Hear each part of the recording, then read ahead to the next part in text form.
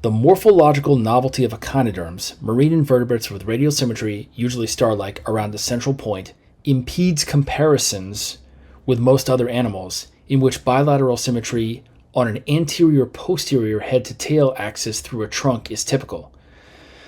Particularly puzzling are sea stars, thought to have evolved a headless layout from a known bilateral origin.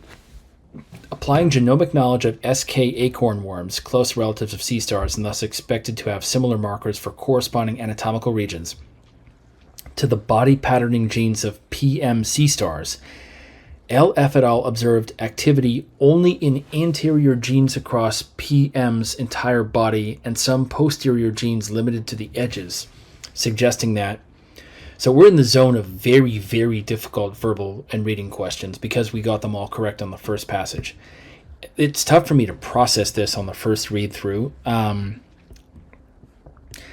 They're assumed to have evolved a headless layout from a known bilateral origin. So it's assumed that you used to be a normal type of creature like a person where you have bilateral symmetry, and then over time they got rid of having a head. Okay. And then this person applies the study and finds activity only in anterior genes across the entire body and some posterior genes limited to the edges. So that person finds the genes only in anterior, posterior, head to tail. I need to look at the answer choices here. Despite the greater prevalence of anterior genes in sea star genetic makeup, posterior genes active at the body's perimeter are primarily responsible for the star-like layout that distinguishes sea stars' radial symmetry from that of other echinoderms.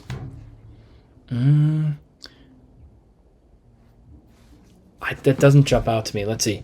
Contrary to the belief that they evolved from early ancestors with the bilateral form typical of many other animals, sea stars instead originated with an atypical body layout that was neither bilaterally nor radially symmetrical. That doesn't jump out to me either. Neither bilaterally nor radially symmetrical. That doesn't make sense based on that passage, but based on this little quote, but let's keep going. Although the two species are closely related, there is only minimal correspondence in the genetic markers for head, tail, and trunk regions development between. Well, that's not really the point. The point is to suggest, it's to somehow make an inference about how sea stars got their shape. So I don't think it's that. Rather than undergoing changes resulting in the eventual elimination of a head region in their radial body plan, as previously assumed, sea stars' morphology evolved to completely lack a trunk and consist primarily of a head region.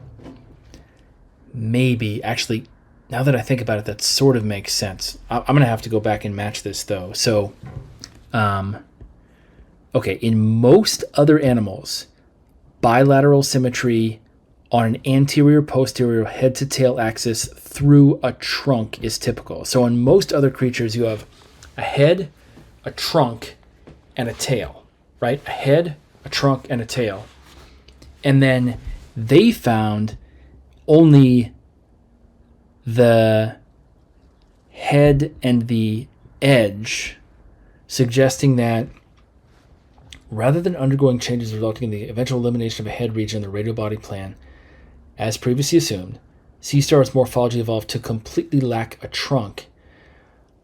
I think I see what they're saying, is that the head became the entire organism. They got rid of the trunk. So only in anterior genes across its entire... Now it makes sense, yeah. Only in anterior genes across its entire body.